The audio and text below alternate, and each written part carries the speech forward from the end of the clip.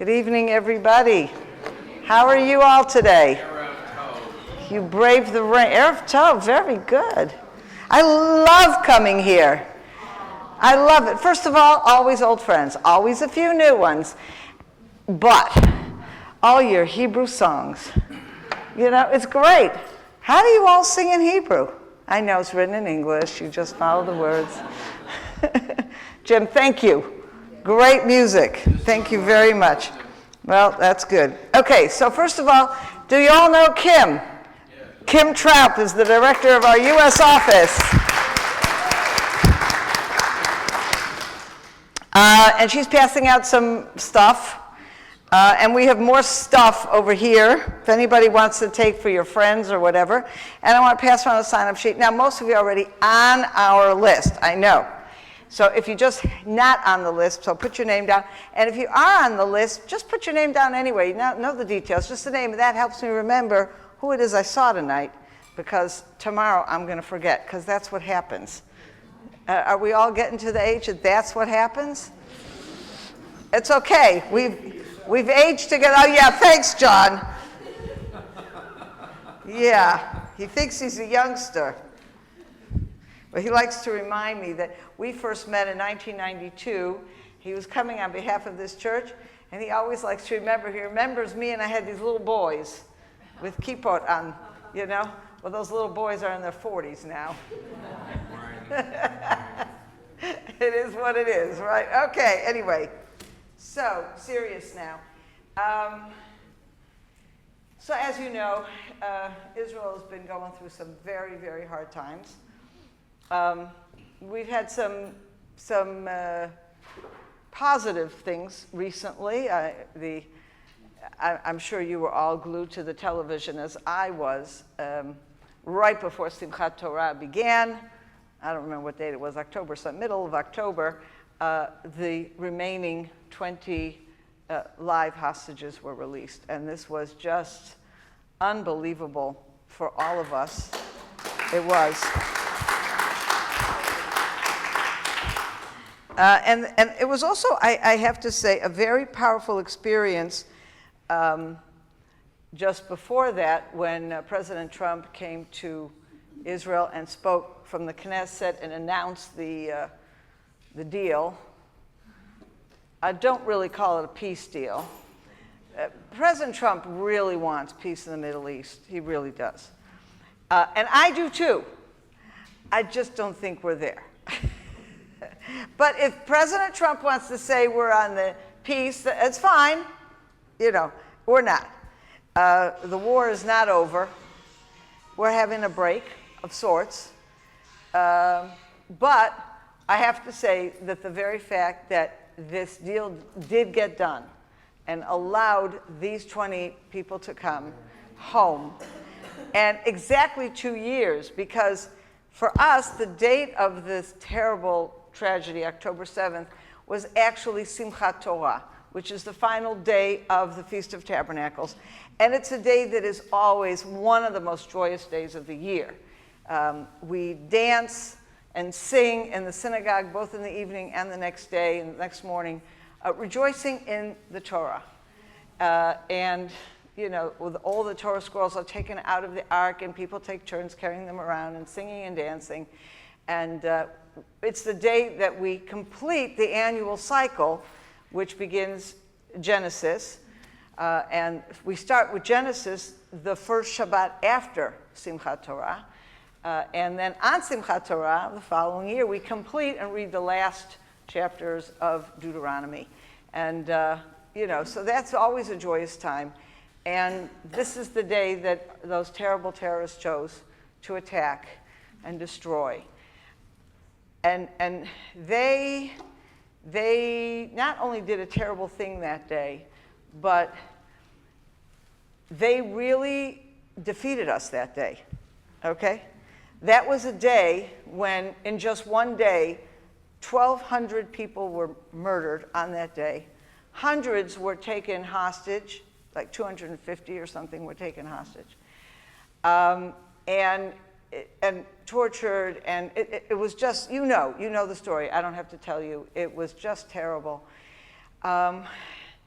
And that is a day that should have been a day of joy, and yet it became a day of the most greatest horror that our country has known in our not so many years of existence. And that's a terrible thing. But the amazing thing is what happened next. We wept, we cried, we screamed, we got angry, but we got into action. And the whole country was mobilized. 350,000 young men and women were mobilized on that day. And everybody came. And people who were abroad, and people who were wherever they were, came back to Israel. And there were no flights. El Al was the only airline flying. And just people were lining up to come back.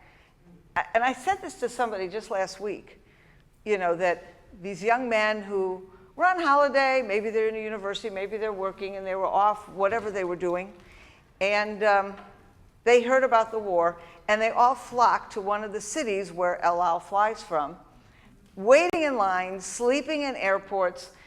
Some of them, actually, they put them on El Al flights. Some of them literally were sitting in the aisles.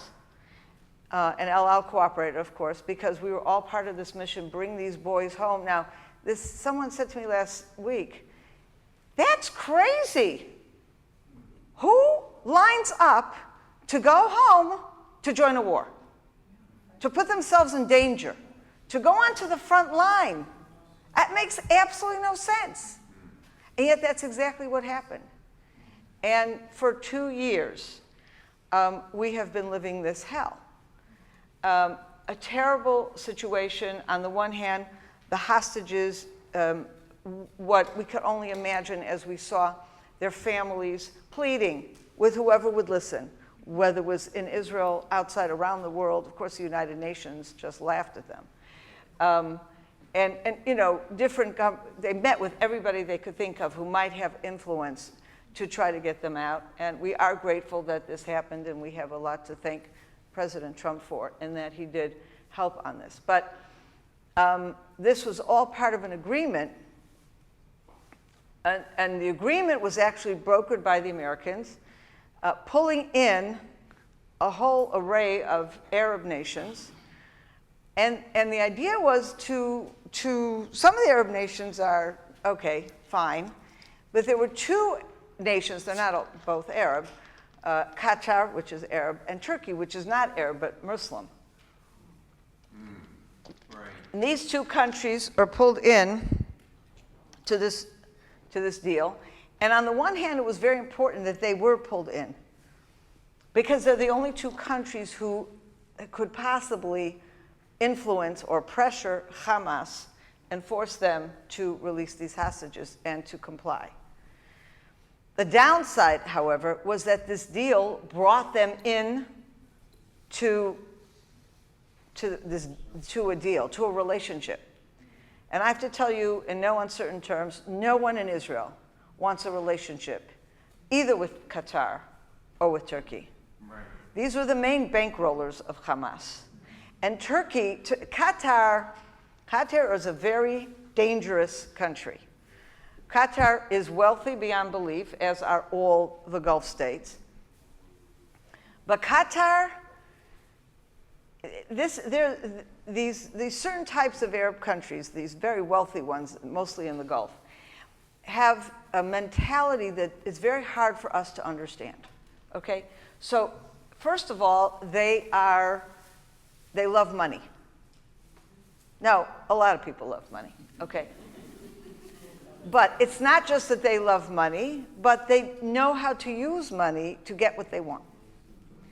So if I remember years ago, Saudi Arabia decided that they wanted to export their particularly, at the time, extreme brand of Islam called Wahhabism.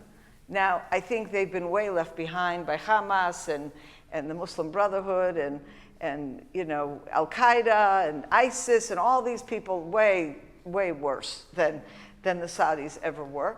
But at the time, they were the most extreme. And what they were doing is investing in Western countries, building mosques.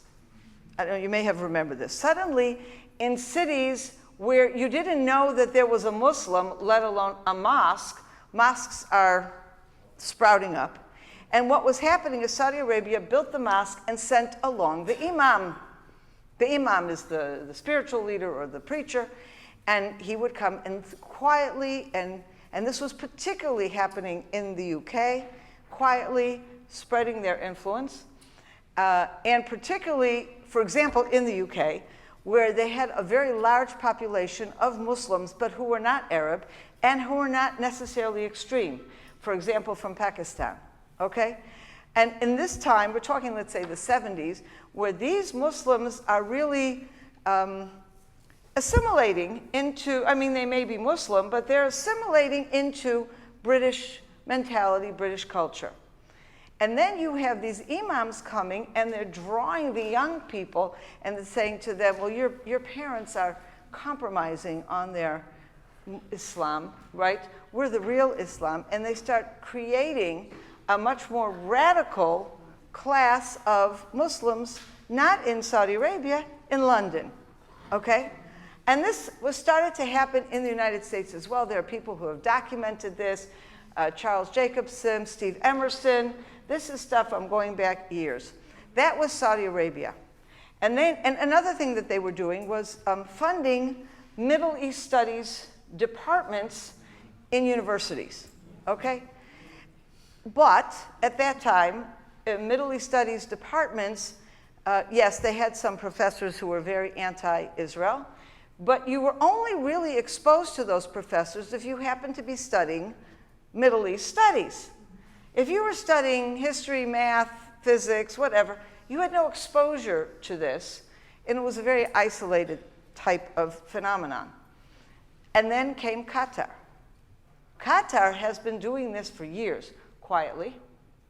They have a ton of money, and they are the ones who figure out how to use their money to really make a difference. So they've been buying up universities. They're not putting professors in a Middle Eastern studies. They're buying up universities, and they're investing in universities. There's an old-fashioned word for this phenomenon. It's called bribery. You put enough money into a group of people, you own them. And what we have seen, and we saw this erupt terribly on October 8th, okay, 2023, when all of a sudden you see in universities across America, forget Europe, Europe is gone, okay? We thought America still is, operating on principles of good and right and justice, and we may disagree, and there may be people who are liberal and progressive and people who are conservative, but everybody, whether they have this or that political point of view, everybody's looking for what is good and righteous, right? That was the idea. And then on October 8th, we have this, and beyond, we have this eruption of horrific demonstrations on university campuses all over the United States. The very people these students who their parents sent to school because they want them to get a good liberal arts education. Now, what does the liberal arts education mean? It means you are taught to read all these different opinions, make sure they're well-reasoned, argued every side of it. How many of us have gone to college, and that was our experience, and then develop your own opinion. And all of a sudden, you wake up and you see nobody has their own opinion. These universities have turned into brainwashing machines. And you think these people are intelligent because they're going to very fine universities, right? Columbia, Harvard, Princeton, UCLA. I mean, these are really fine universities. And then you ask these people who walk around with these signs saying, from the river to the sea. What did the other one? Globalize the intifada. What does all that mean? That all means kill all the Jews in Israel. That's what it means. So you go up to somebody and you say, and we see this, I didn't do this, we've all seen this on TV and on YouTube and everything, and you go up to somebody and they say, what does intifada mean? No. What is from the river to the sea? Which river? I remember seeing this. Someone said, it's a river near Israel. Oh, really? Which one? I don't know. I think it's somewhere near Greece. I'm telling you. Anyway, they have no idea what they're talking about. But from the river to the sea is from the Jordan to the Mediterranean. What's in between the Jordan River and the Mediterranean? That's Israel, all of Israel, including Judea and Samaria, everything, okay? And all of a sudden, we realize that Qatar is very smart. And we know that they have been funding Hamas all these years. In fact, Israel cooperated with them stupidly, I think innocently. I don't think the government of Israel, whether it was under Bennett, whether it was under Netanyahu, they both did it, okay? When there was tremendous pressure on Israel, like now, but this was already a few years ago, there's a tremendous humanitarian crisis in Gaza. So what were they doing? They sent suitcases of cash into Gaza. Who provided the cash? Qatar. Oh, we're going to avoid Hamas, you see, because if we send the money in through the regular channels, through the Palestinian Authority, whatever, Hamas takes it. We don't want this money going to support terrorism, so what are we going to do? We're going to have suitcases full of dollar bills, and we're going to carry them into Gaza. The Qataris took charge of this, and we're going to give it directly to the poor people. Except guess what? Somehow it ended up in the hands of Hamas. And then today, after October 7th, and all those tunnels. Well, how did they build those tunnels? With all that cash that was being brought into Gaza by Qatar. Turkey, under this Erdogan, Turkey wants to be the new Ottoman Empire. Now, I don't know if you remember the old Ottoman Empire. They weren't very kind. They weren't very nice.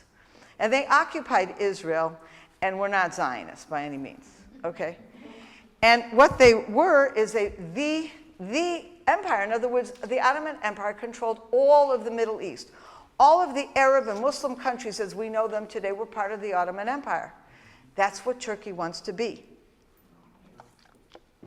Turkey has relations with Iran, with Syria, with Hamas, with all the bad guys. Whether they're Shiites or Sunnis, it doesn't matter.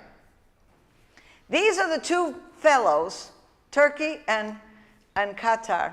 The President Trump says, oh, I know them, they're good guys. Now, I'm not here to criticize President Trump because there's always a part of me that says, I don't really know what's up his sleeve. So let's give him the benefit of the doubt. Okay, but we have to be vigilant and make sure, whatever his game plan is, that there's no one thing that we're doing that we shouldn't be doing. And this is what's getting me concerned now, okay? Because it's not just that Qatar was brought into this deal and Turkey to pressure Hamas, but they're now being brought into this international peacekeeping force that's supposed to be given the responsibility to go into Gaza and clean it up. Now, my definition of cleaning up Gaza and their definition of cleaning up Gaza is very different. Okay? I may say something now that's politically incorrect, but that's okay. Among friends and whoever's out there watching, okay? Israel has destroyed a good part of Gaza. The place is rubble. Not all of it. There's still places that are standing. A lot of rubble, okay? And they're very eager to clear the rubble and build beautiful apartments. I'm not against building beautiful apartments. The problem is, who's going to live in them? And what those two countries are trying to do is to bring back all those same people who were living in them before, but just give them nicer apartments. Okay? Not to destroy the tunnels, not to do anything, forget the tunnels, not to destroy Hamas. Now, President Trump has said very clearly on a number of occasions, we have to destroy Hamas. They cannot be allowed to stay in the Gaza Strip. We all agree. The question is, how is that going to be done? Who is that going to be done? And what concerns us today is the little things that we're already seeing. Okay? So for example, from the moment that this deal was signed and they handed over the 20 live hostages, from that moment on, they've been breaching the agreement. Hamas has been breaching the agreement ever since. They were supposed to immediately turn over the bodies of the dead hostages that they had. Okay? They had most of them. We have been seeing every couple days one body be returned. That's a breach of the agreement, causing tremendous, tremendous pain to the families who already know that their loved ones have been killed. But you know what? Until you see a body, you don't really know for sure. And then you want to bury them, and you want to have closure. And this is what's going on. There's a line, the yellow line it's called, that Israel had to retreat to a line that goes across the middle of Gaza, this yellow line. And no Hamas or no Arabs allowed to cross that line. This is Israel territory. And they keep crossing it. What does Israel do? They usually shoot. They shoot a warning. Sometimes they kill the terrorist. Depends what's going on. Very minor. And then they shoot. Several of our soldiers have been killed by Hamas terrorists after the ceasefire. And we respond. But if we respond too aggressively, we get rebuked by the United States. Okay? And by others, but we don't care about what others say. We do care about what the United States says. And this is a very difficult situation because the consensus in Israel today is Hamas is testing us. It's very nice to make all these wonderful announcements. We're going to destroy Hamas. We're going to make sure there isn't a single weapon in Gaza. But if you're not going to respond to these first little breaches of the ceasefire, Hamas is going to know you're joking. Hamas is going to know you're not serious. And then we're going back to the situation before October 7th, where we had that security fence, which ended up being worthless. But we have that fence, right?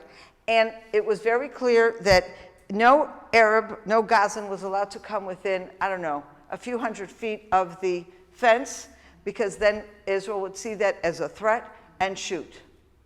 And so what did they do? They sent women and children to stand by their fence. Nah, let's see what you're going to do to us. And you know what? We did nothing.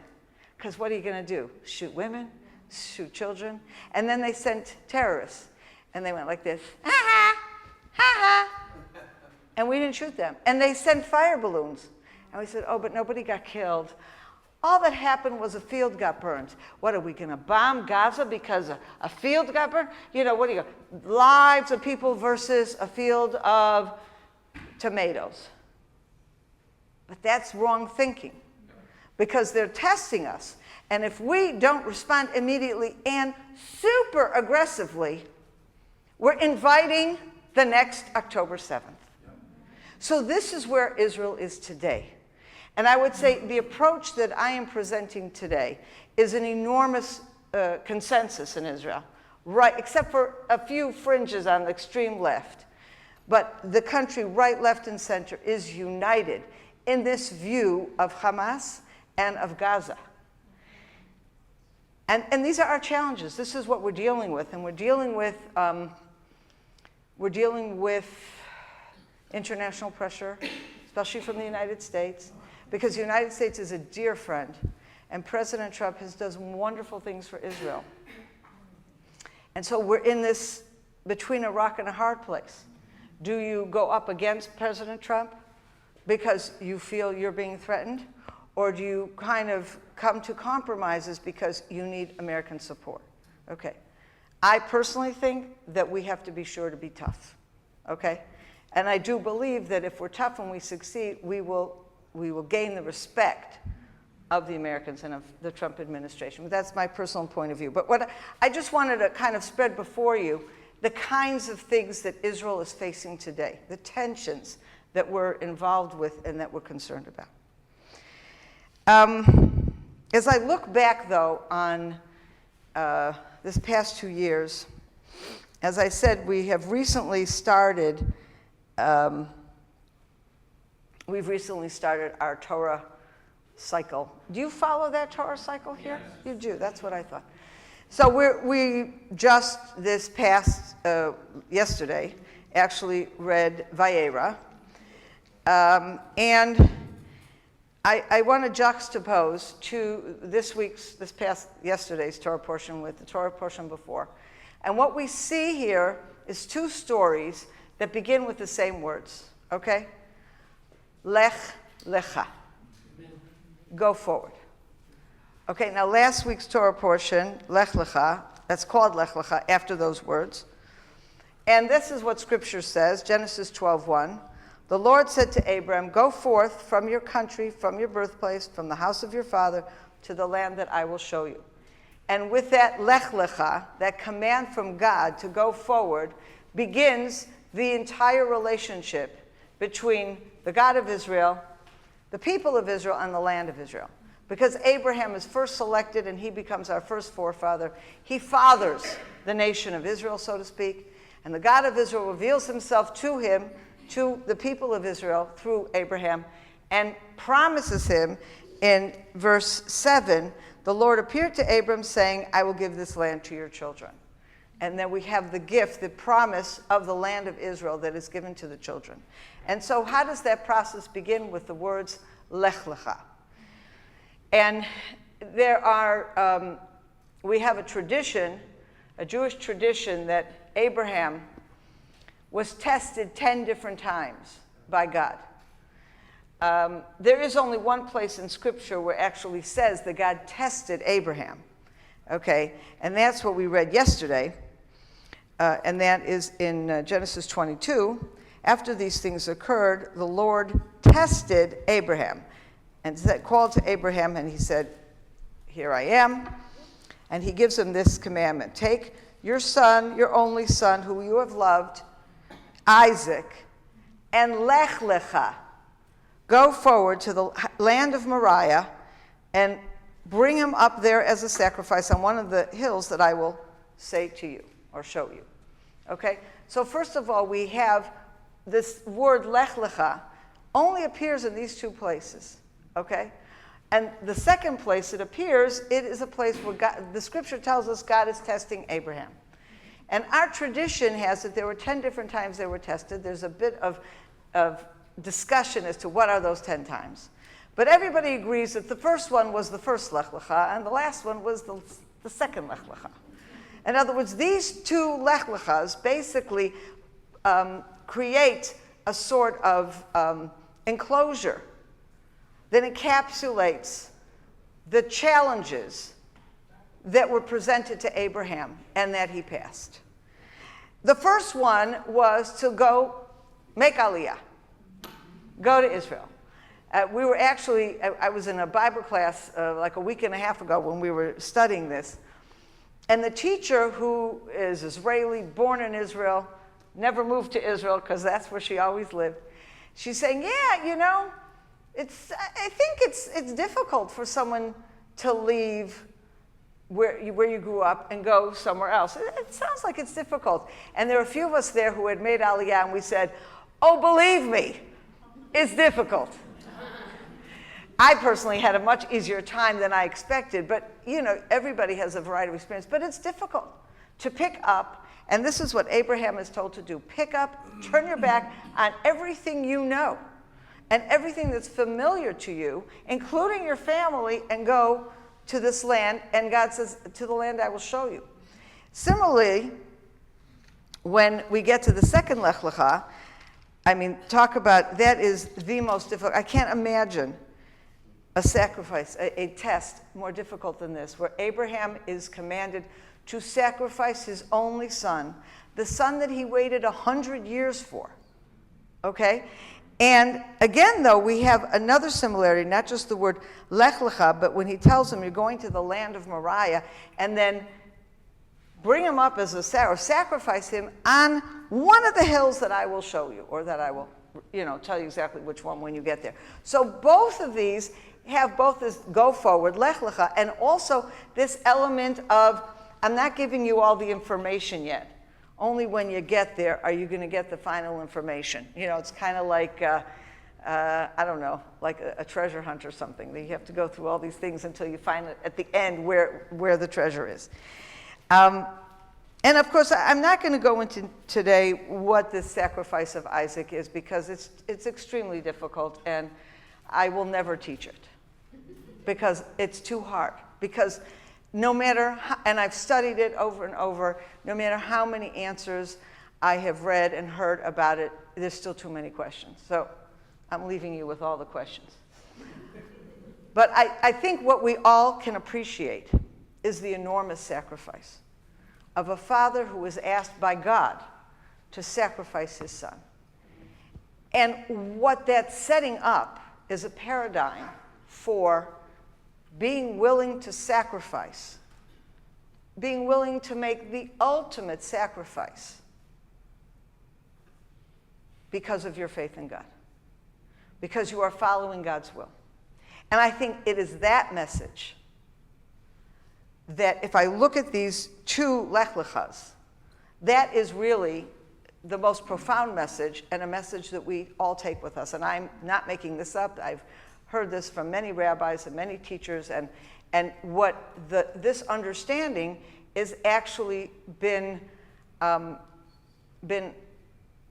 we've come to this understanding as a result of our experience as Jews through the centuries. I was just telling a couple of people here, I met with, I was speaking in a church this morning in Merritt Island, and then afterwards we were sitting around with some people, leaders in the church, and there was a fellow there who said, "What does anti-Semitism mean?" I kid you not. And we explained. He really didn't know. He Googled it because he didn't believe you. Yeah, no, he did not know what the word meant. And then I explained that it means Jew hatred. Really? That's what it means? I said, yes. And then Kim and I both were trying to explain to him the history of anti-Semitism, which for most of our history was Christian anti-Semitism.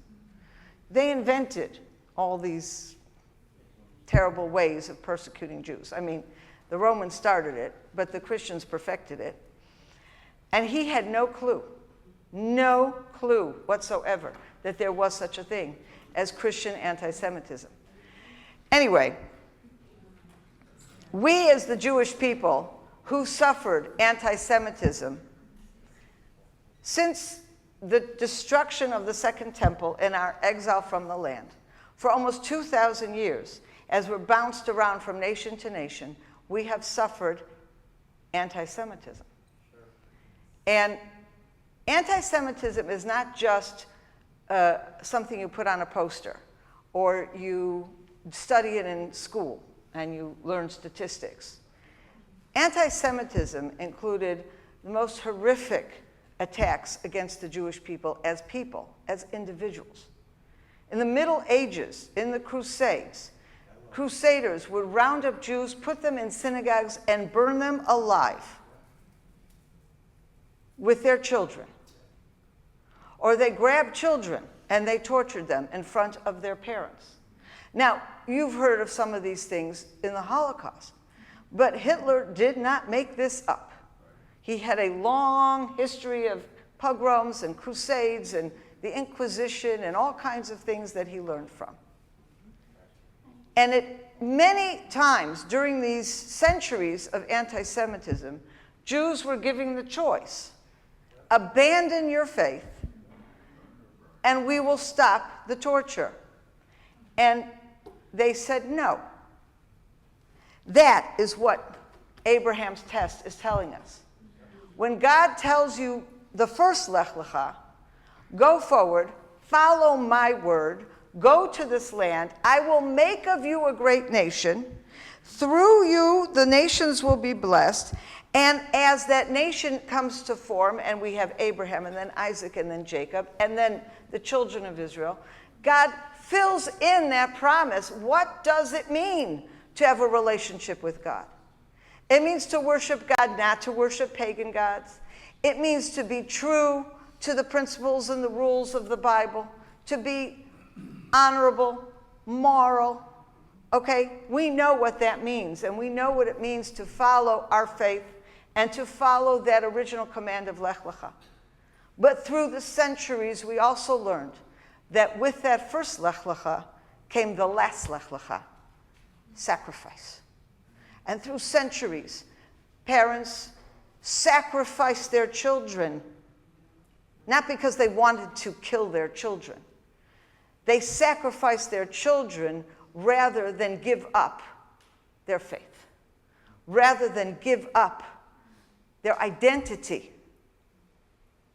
And today, in this past 2 years, and actually forever, but I would say in Israel, but especially during these past 2 years, these two Lech Lechas have become so apparent to us. We feel now, we understand, or I can speak for myself, I understand this, the relationship between the two Lech Lechas, in a way I never really, I mean, yeah, I hear it, yeah, it makes sense, you know, but today it is here, it's in my kishkas, as they say, it's in my insides, you know, I feel it. I know it profoundly. Lech Lecha, I made Aliyah myself, well, with my husband, but I moved to Israel, left behind a very comfortable life in the United States. I was a lawyer on Wall Street. I made a good living. I would have made an even better living if I stayed. Unlike Qatar, I really don't love money, though, I must say. But it wasn't, I have to say, it wasn't a sacrifice for me to leave it behind, because for me and the way I was raised, the values of the Bible have always been paramount to me. And they just speak louder to me than any money, okay? But there are many people for whom this is an enormous challenge, to turn your back on your family, on money, on prestige, on success, on a professional career, and leave it behind and go to Israel. And that's that first Lech Lecha.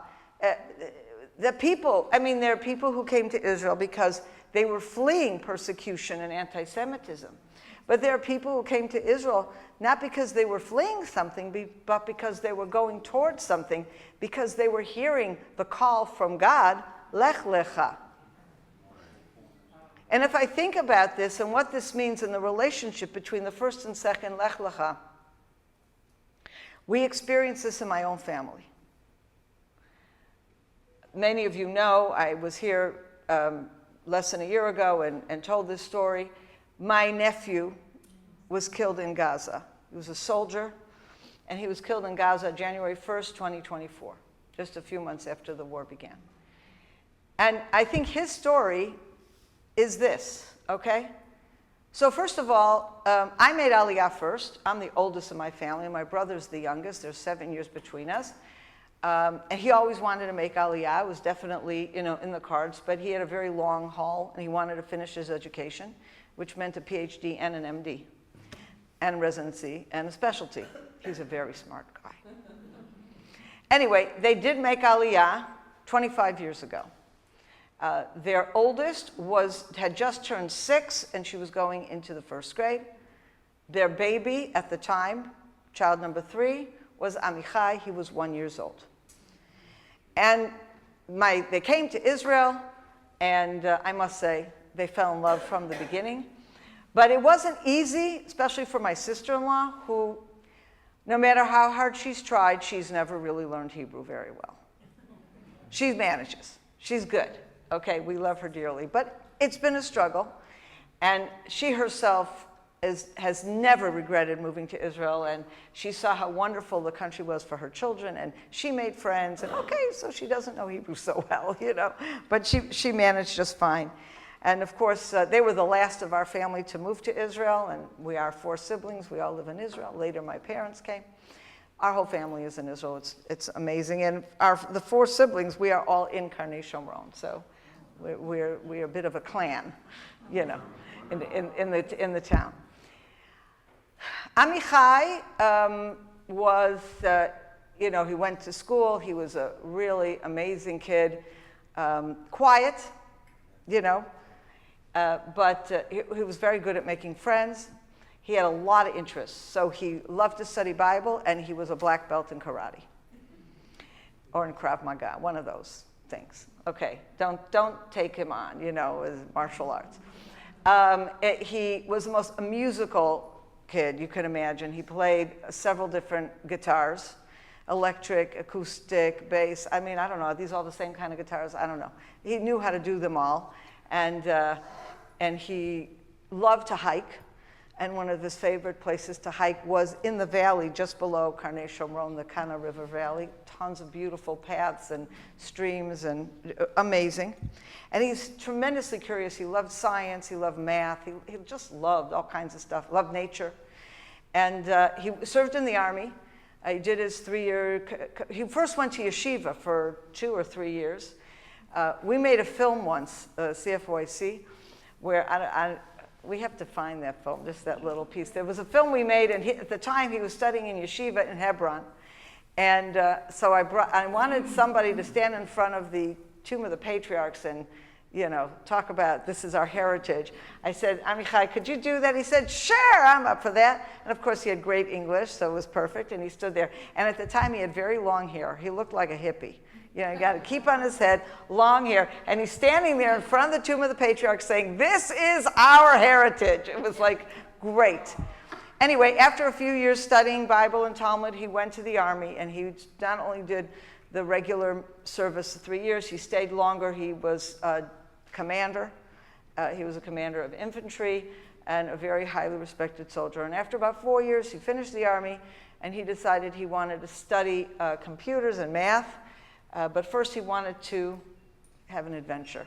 And he went out and he hiked. He went to Southeast Asia. He was in Vietnam, Cambodia, Laos. He was in Thailand. He was all over there. And then he came back to Israel for a few weeks to reconnect with the family. And then he went off again. He went off again in June of 2023 to the United States. He went to Florida. He started here in Florida. He bought an old police cruiser. I don't know how you get that stuff. Second-hand car, sixth-hand car, whatever it was. He bought this car, and he started driving north, and he went through the Blue Ridge Mountains and just beautiful hikes and everything. And then he went across to Cleveland to visit his grandmother, and then out west. And he went to Canada. He was in the Rockies.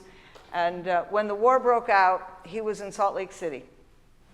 And he was at a local synagogue there. And they heard about it, and he said, that's it, I'm going. And right after the holiday, he made his way to LA, where there were El Al flights going back to Israel, and he waited in line. It took a couple of days before he was able to get on a plane. Now, he had never yet served in the reserves because he had finished his basic training and the extra he did as a commander, and then went traveling. So he was put in a reserves unit, but he had never served in that reserves unit. And so he contacted the unit to say, I'm on my way. And they told him, oh, don't bother coming, stay, it's okay. Everybody, we have so many people volunteering to come, you know, we don't need you. But he was not willing to receive that answer, and so he put out on Facebook and contacted his friends that he had done his original military duty with, all of whom were in different reserve units now. Does anybody need the guy? You need him, and he had particular skills with a certain kind of very heavy machine gun. And they said, there was one unit that says, yeah, we're desperate for somebody. And so he came back, he got on his plane, he came back, and he joined this unit. And on January 1st, in the middle of an operation in Gaza, there was bombs booby-trapped, set up around where they were, detonated by Hamas in a tunnel that they could not see, and he was killed. And just before this happened, he was home for a few days, for a break for a couple of days, and before he went back. And it was late at night, and my sister-in-law, Marcy, talked to him. They were having a late-night conversation. And, of course, the war was terrible, and it's scary. And my sister-in-law was losing sleep. We're all losing sleep because we all have sons in the army, in dangerous places. And she said to him, you know, I feel bad because we moved to Israel when you were 1. You had no choice in the matter. You know, I feel guilty that I brought you here. Do you regret it? How do you feel about that? And he said to her, he says, are you kidding? He says, yeah, you made the choice for me when I was 1. But how do you know that even if I had grown up in the States at 18 or 19, I wouldn't have decided to move to Israel? This is where I need to be. And whether you made the decision for me or whether it waited until I was old enough to make the decision, chances are it would have had the same result. Now, this was just a few days before he was killed. It was so amazing that they had that conversation, because if my sister-in-law Marcy was thinking like that, imagine if she had not had the answer from Amichai before he was killed. And of course, they went from the first Lech Lecha, where they obeyed God's command and moved to Israel, and they ended up in the second Lech Lecha, but without God saying, don't touch the child. The child was sacrificed. Amichai was sacrificed, together with hundreds of young men and women who fell in battle. I think it's over 900 soldiers fell in battle since October 7, 2022 years. Not to mention the about 1,000 civilians that were murdered on the day of October 7th. So we are a country who has made the ultimate sacrifice. And the question, of course, is the same question that Marcy asked even before. Do we regret it? Would we have done something differently? And this is where things get really crazy, okay? As soon as this war broke out, there was always political discussions and arguments and all kinds of stuff, but the country came together. And people, as I said, were begging for the opportunity to get on the plane and come back to Israel. There was 120% participation in each unit. In other words, more people showed up at units than they needed. They always have an extra. That's how they build the units, so that someone's always sick, someone's away. But everybody showed up. And this war is going on for 2 years. Now, right now, I have one son who is in active duty right now in reserves for about the 4th time, at least, since October 7th. And another son who just finished in August. He had been in since Passover, right after Passover went in, and he was for 3.5 months, and now this son is in for 3.5 months. And this is going on. And people say the war is over. Believe me, the war isn't over. They're all on active duty all over the place. And this is a country that, I mean, yes, we've gone back to normal life, which is amazing. Another thing that's amazing, we're having babies. What does that tell you about a nation that is still having babies, and lots of babies? We have hope. We are confident. We are suffering. We are sacrificing. But we remember the first Lech Lecha. It's not just about the second one. It's the first one, where God says, go to the land. I will bless you. Now, God doesn't say it will be easy. What is that? I never promised you a rose garden. Yes. It's not necessarily going to be easy, but we know that we know where we're supposed to be, because we're going in the right direction. And we are surrounded by people who are attacking us. You know this better than I, because the attacks are going on here and in Europe and all these other places. Jews are being beaten up. In Manchester, a synagogue was attacked. People were killed on Yom Kippur. And you know, it's crazy. Well, when people go to Europe, especially as tourists, and there's, you know, people say, should we wear a kippah? Maybe we should wear a hat instead, put our Magen David inside the shirt so no one sees it. This is real. It is dangerous. People are saying that we have no right to the land of Israel, that we have committed genocide. It's all lies. But we know that we're doing the right thing, and the reason we know we're doing the right thing is because God said so. And we're following that, and therefore there is no way, if we're following what God wants us to be doing, and God laid out the plan for us in the Bible, and if we're fighting that, there is no way in the world that we are wrong. And you know, we have a moral compass that most of the world has ignored and forgotten or destroyed. The kinds of things that people are saying today, the fact that the day after October 7th, there were already protests all over the world, standing with Hamas. You know, and you go up to people and you say, and we see this again, you've seen this, all of you, on YouTube and the TV and everything. You see people going up to these people and they're saying, do you realize you're supporting Hamas, who butchered and raped and tortured and murdered all these people in their bedrooms? And their answer is, they deserved it. That's what they're saying. I've seen people say this. They deserved it. Why? Because they're illegally occupying someone else's land. Lech lecha. God said to Abraham, I will give this land to your children. And later on he repeats that. And he says to Jacob, that I'm giving you and your children the land I promised to Abraham and Isaac. And he made it very clear, not Esau, not Ishmael. Only the children of Jacob, who was then named Israel. So when we stick to that and we understand that, and when we preserve our faith, then even with the worst sacrifices that we have to make, somehow we get through it. Somehow we have the strength. I just read a book, I read it in a day. You know, some of these hostages are writing memoirs. That's one that was written that has been translated into English called Hostage by Eli Sharabi. But there's one that just came out, only in Hebrew so far. I hope they do translate it into English, written by Eliyahu Cohen, who was a hostage that was recently released. Young man, he was 26 years old.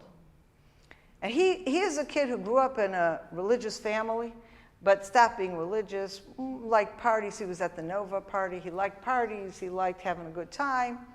And yet there was something in him that kept him connection with, he had a very good relationship with his family, and kept him in touch with his faith. And he's captured. He's taken hostage. He was in Gaza for over 500 days.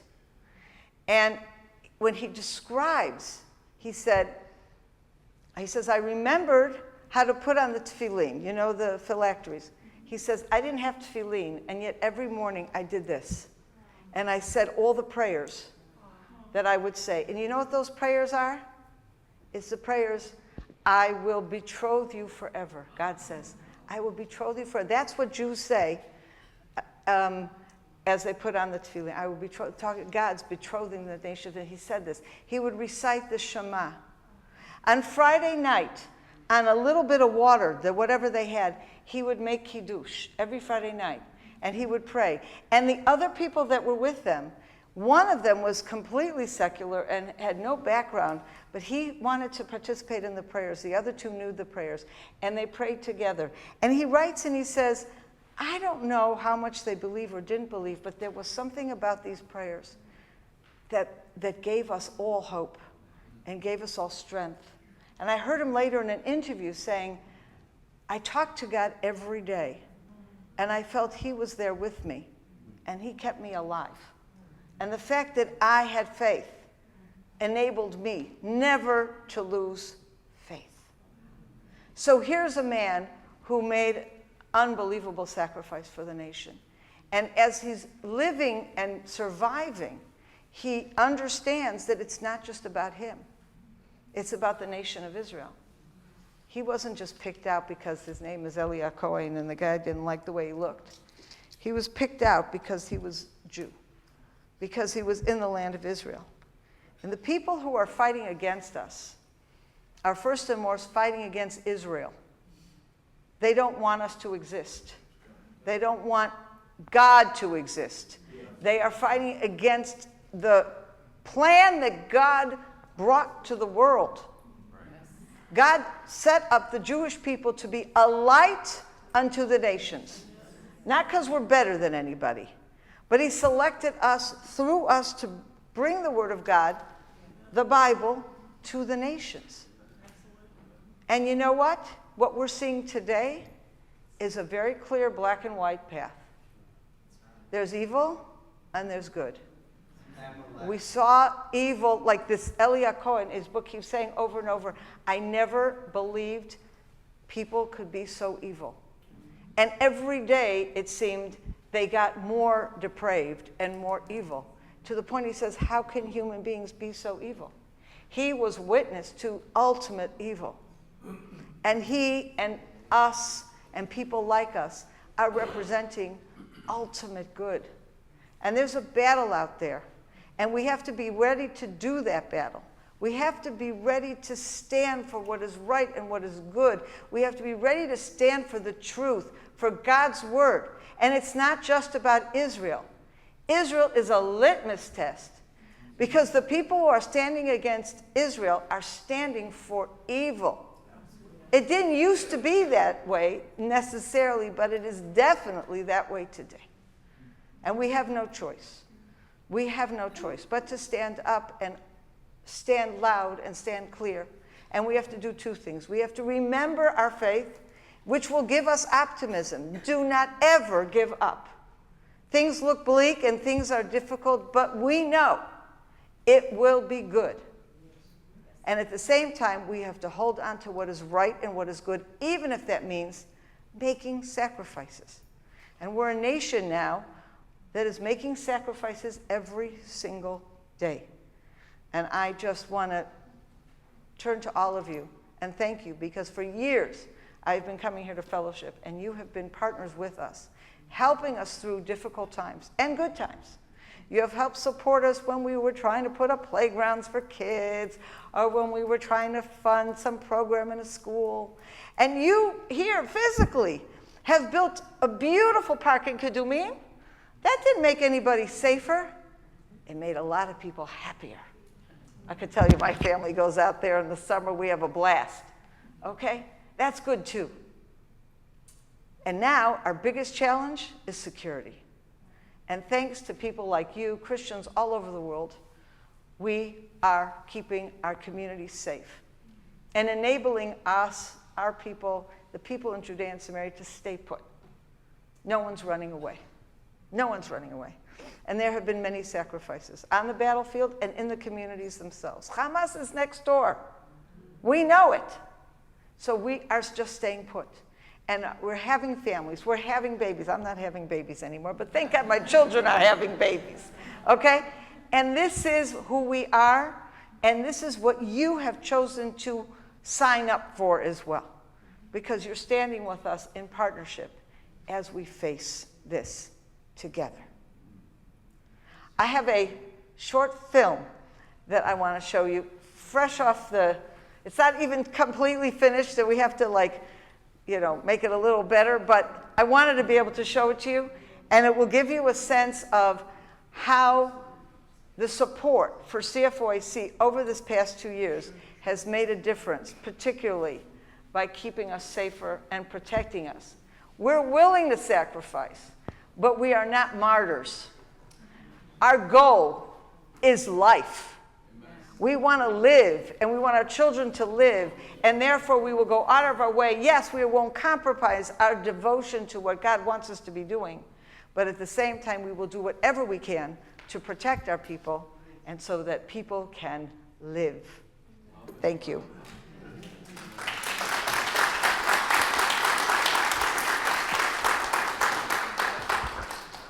They're going to have a film first, then we can.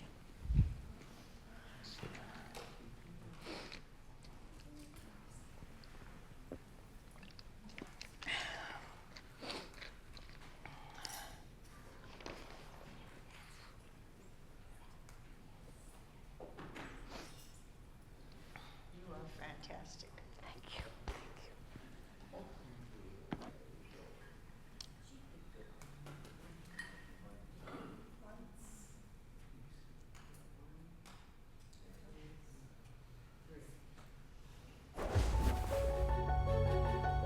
Dear friends of CFOIC Heartland, for more than 25 years, you are standing with us and supporting whatever we are challenged with here in this region. And you know that in this difficult place, Judea and Samaria, the most dangerous zone in Israel, you would say, the most important thing is our security, our life? How do we protect our families? How are we facing those challenges? You were there in the front line, and we need to say thank you for all of that. The communities, the dozens of communities we represent, came today and say thank you. Please understand how much you've done and how much was changed because of your support and blessing. A few years ago, just after we installed a new system in north of Kdumim, a terrorist tried to enter our community. In the past, it was very difficult or even impossible to see things like that on time. But thank God, by the thermal camera you helped us install, our central community spotted movement, reported to our security team, and they responded immediately and stopped the terrorist just before he came to the line of homes. He came to murder innocent people. The camera saved life. It's very important to be in Yehuda v'Shamron, in Judea and Samaria. This is the biblical area. In Kidumim, we have security cameras, thank God, and thanks to people like you who donated, contributed to help us put up these cameras so we feel safe here. In the name of our community, thank you for helping us to build what comes next. I'm Shmuel, I live in Revava. I'm glad to live here. And last year, when Iran attacked us, during that night where siren after siren just kept coming, I ran with my children to our bomb shelter. We were quite scared because there was no secure space where to run. About a few seconds later, I heard a lot of knocking and screaming at our door. And I left my children for a few seconds and went upstairs, opened the door, and I saw a woman, a mother, with her 2 little children and 2 younger sisters who came from the neighborhood of the prefab houses. And they, at that time, did not have a shelter. So they were obviously asking to come inside. They came inside, we sat together, we waited together until all of that was over. And it just made me realize that those people in this neighborhood, they just did not have a shelter and no protection until that bomb shelter was finally built. You built us a bomb shelter. It's in the center of this neighborhood and everyone can run quickly. This what happened 2 days ago when rockets from Yemen was launched to Israel, and we took our children and ran there in the moment as it was advised by the IDF to us. So currently we feel secure. We enjoy living here in Revava. Thank you very much.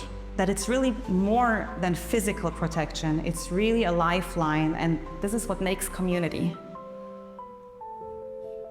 Thank you. Your steady support over the years has made a real difference in Karnei Shomron. You've helped create a sense of safety and stability that we don't take for granted. Your quiet strength and commitment have impacted so many lives, and we're truly grateful. We all remember what it was to wake up on the 7th of October. The understanding we are now in a new situation altogether.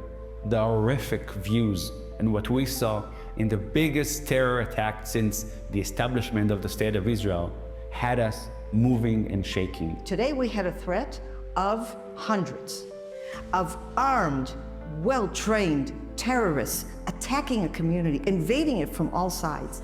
And suddenly we realized we had a whole different kind of need. We needed many more cameras. We needed much more protective gear. We needed communications devices. The next day, hundreds of phone calls.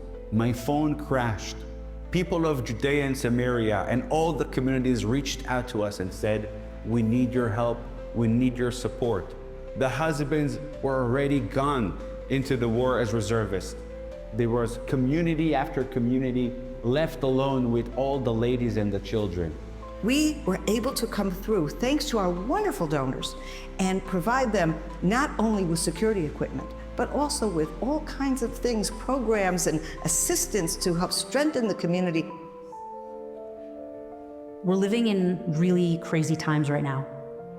Everybody here feels very exposed. We feel very exposed. And one of the biggest reasons for this is that my husband, my kid's father, he's in reserves right now. And we're used to having him around right with us as our protector. every time that we leave the house, in the house, late at night, whenever I hear a sound. And not having him around has been a really difficult change for us. Since October 7, life in Judea and Samaria has felt like a constant state of emergency. But for us, that's not new. Living here means living with constant danger. Our communities have the highest percentage of reservists in the country. After October 7, almost every man left for the front, including my own husband. The women and children who stayed behind discovered new strengths. The last few times that he went to Gaza, it was really scary for us. We had sirens. I had to carry the boys by myself to the bomb shelters. And it's been a process of coming to terms with the fact that even though we feel exposed and even though we miss him and we are feeling a little bit unprotected, to know that we actually are being protected. It really healed something in me, knowing that the security forces here have what they need to protect us. And that's thanks to CFOIC. We're able to walk around in our community and feel safe and feel protected. I can walk around with my kids and know that there's someone looking out for us. And it's a really, really big thing. Hi, we are here in Hebron Hills. We are here to say thank you. All the donation that here is helping us and our community to be safer.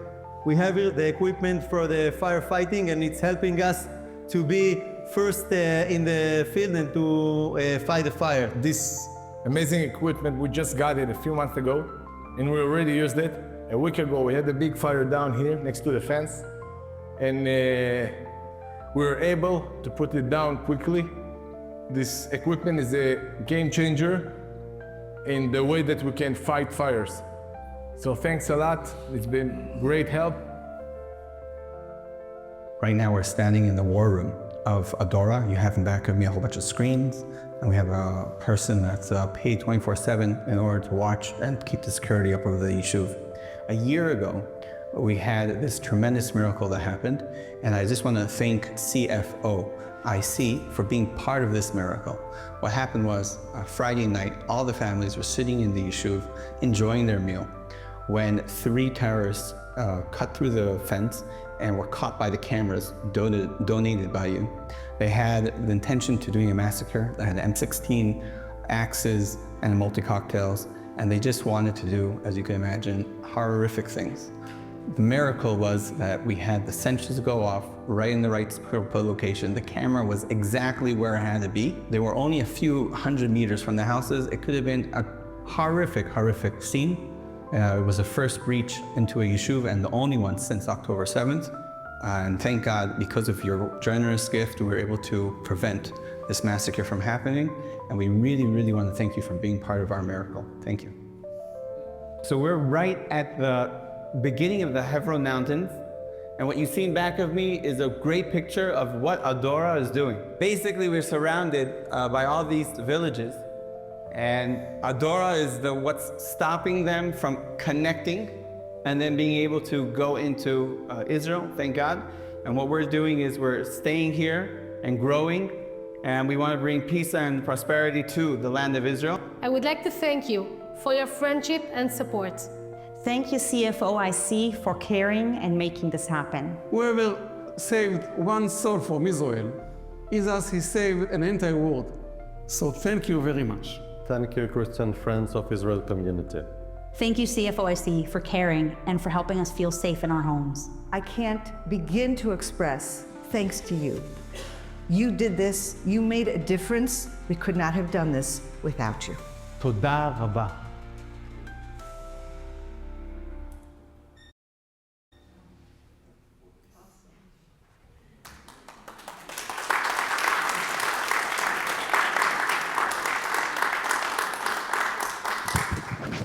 Really good to see Hananel, a good friend. Of course, he's no longer the mayor. I did see the mayor of Kedumim there. It's good to see Judy, my cousin. You must ask her about that. She'll tell you the story. Wonderful to see such a positive projection of what Christian support for the land of Israel can do. want to encourage everyone, of course, to give. To say it's a worthy cause just doesn't suffice. I was reminded as Sondra was talking about Lech Lecha, the second Lech Lecha, which I've never even considered. I was reminded of the story of Jacob, Yaakov, in Haran, and how Uncle Laban mistreated him. And right when Laban really began to knuckle down on Yaakov and his sons began to speak out against Jacob, Jacob heard from God. Things had gotten very dangerous for Yaakov in Haran with Laban and his sons. He could no longer be there. The word of God to Jacob is, return to the land of your fathers. Return. So I always see an allegorical picture there that relates to all of Israel. Today, all of Israel is like Jacob. And Jacob is beginning to realize that Laban and his sons are not favorable to them. I think the word of God to Israel today is very much what God said to Jacob, return. The time has come. So I see the nation of Israel, or Yaakov, as approaching the Yabok, and preparing to encounter God, and struggle perhaps, but would ultimately cross over, and then become Israel. I cannot help but see that picture, and to know that among the nations, Israel is being so threatened, right here, in our own community. And what will happen in New York 5 years from now? What will happen in Miami 10 years from now? God is saying to Yaakov, it's time to return. You'll find no favor with Uncle Laban and his sons. So I want to encourage you to support. We're going to have endless opportunities in the future to support. As this process of this aliyah begins to really mount up and develop, we'll have tremendous and endless opportunities to support. We Christians, you know, I don't encourage Christians getting too involved politically in Israel. I don't encourage it. In fact, I discourage it. I say to Christians, you're Christians. Try not to get too wrapped up with the political fear in Israel. Let Israel handle Israel. Because, you know, we Christians, we want to tell them what to do, you know, tell Israel what's best for them. And it's not our business. But this year in Jerusalem, I got caught up in a protest on St. George Street, right there, that main intersection. And I felt the pressure that Israelis feel. Protests, all, and there were water cannons there, and the police was prepared to wash us down. And I said, okay, I don't need a wash down. So I had to move real quickly to get out of there. But I felt the pull as a Christian to have my opinion expressed. And that would have been the place. It would not have been the place, but that would have been the place. And I had to just bow my head and walk off. My opinion really doesn't matter. What matters with me is that I'm there to support. I'm there to build up Kedumim and to support other communities. This year we had a tremendous, tremendous experience. Our group, 50-something people, perhaps the largest group I've ever taken. We had some, as a result of the size of the group, we had some logistical issues, personnel issues even, but we overcame. But the one thing we saw this year as we went is that our support bears fruit. Of course, you know the story. We went to Kiryat Arba, and after the death of Rabbi Wallman, our support there kind of cooled down a bit. Not completely, but it did cool down quite a bit. So I did have a check to take to Kiryat Arba, to the yeshiva at Kiryat Arba, and I figured we'd just pull up there, I'll run inside, I'd say, hello, Mr. Rabbi Wallman Jr., here's a check from Fellowship Church. We're off to Susia, is what I thought we would do. But that didn't happen. We got there, and there was a huge welcoming committee. There was music, there was food, there was dancing. They had me dancing. And I was there dancing to Israeli songs and rejoicing. And so our support is so important. This yeshiva rejoiced in seeing us there, a group of Christians from Florida, during wartime, missiles flying over, and we're there to support them, to hand them a check and say, God is with you. That's the value of Christian support. It moved in the people. And again, we all stood there and we rejoiced. We ate. Rabbi Wallman, the young Rabbi Wallman, spoke, and he spoke so eloquently. I was amazed. He spoke in Hebrew. But what was good about his Hebrew is he deliberately enunciated every word carefully. So I was able to follow him. And he was profound in what he said. He was absolutely profound in what he said. I'm not going to tell you what he said, but he was profound. And I was deeply, deeply encouraged by that. So here's our opportunity to support Israel, to support settlements. As Christians, we have very few opportunities. This is our opportunity. This is where it happens. So I want you to support. We, Fellowship Church, will support as well. And commit yourself to do it. Not just with your funds, but with your prayer. Commit yourself for an opportunity to go up to Israel and work in the land. Again, here we go again. Next year, I'm taking about 20 people up. We're going to go to Kedumim. We're going to go to Habaracha. We're going to work at that incredible archaeological site there. Joshua's altar. We're going to taste of the land. We're going to experience the land. We will bring a blessing, and we will be blessed. And that's one of the wonderful things about supporting Israel as a Christian. You take a blessing, you provide a blessing, but you also receive a blessing. And I want to encourage you, someone who takes people to work in the land of Israel every year, I want to encourage you to get involved. There's a lot for us Christians to do. And we'll have, again, endless opportunities to do it. So praise God.